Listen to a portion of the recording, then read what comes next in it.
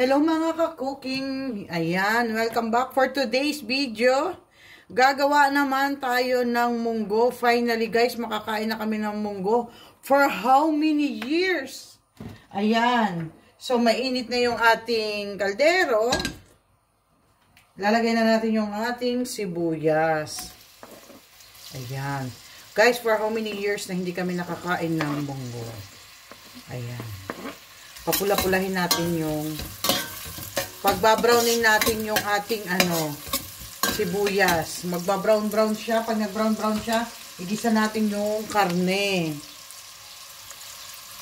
Ayan. Lalagyan na natin ngayon yung ating karne. 1/4 yan guys. So, 1/4 na karne.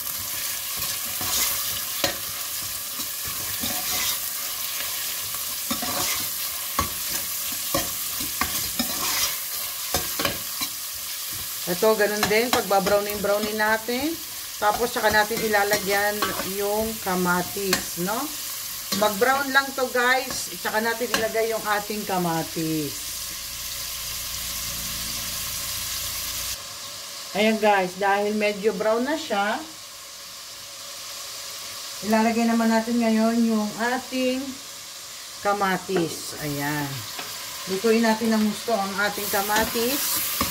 Para masarap, no? Talagang mamaya papakrimihin natin ng konti yung ating munggo.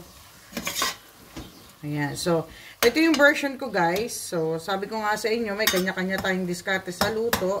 Dahil sa wala akong dahon ng ampalaya, dahon ng sili, alokbate, kung ano-ano mang gulay na pwedeng ilagay, talong. Ang ilalagay ko is spinach, guys. Ayan. So, antay natin maluto yung ating kamatis. Ayan guys, dahil okay na yung ating ilalagay na natin yung ating munggo. Ayan. Pressure cooker ko pa yan. Para mas maganda ang pagkakalambot niya. Ayan, so.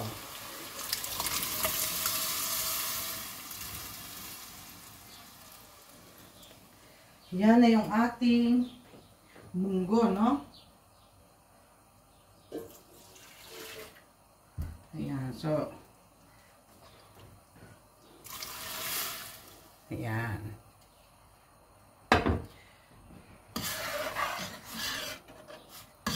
Ayan, ang ganda ng ating gulay, no guys? Wow!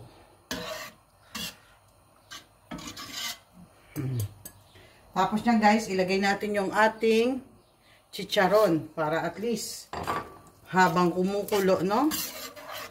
Wow, guys. Nakita nyo naman. Sabay na rin natin yung ating spinach. Para at least nagkakasabay-sabay sila ng luto. So, ito yung aking spinach. Ayan. Ayan, guys.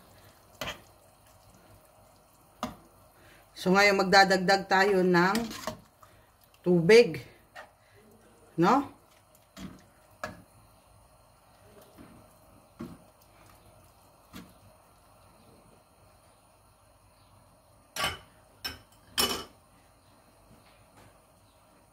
So, itong tubig na to guys, dito ko inilagay yung munggo. So, ito na rin ang ilalagay ko.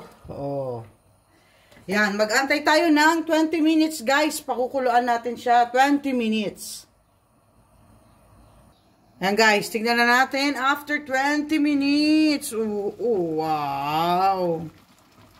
Guys, ang ating kamungguhan, maglagay tayo ng konting paminta. Dahil hindi pa natin siya natimplahan. Ayan, konting paminta. Konting asin. Ay, dako, ulam na siya guys. Ayan. At konting asin.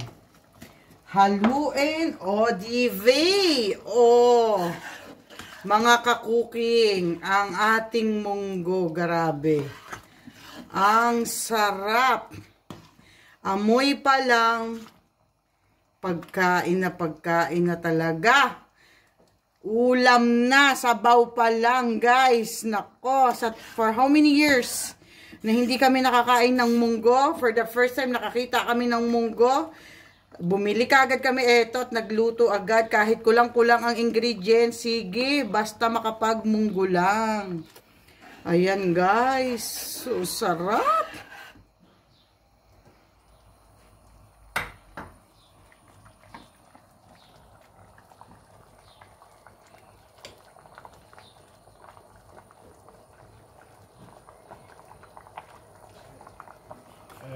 Ja, ma va bene dove adesso sta.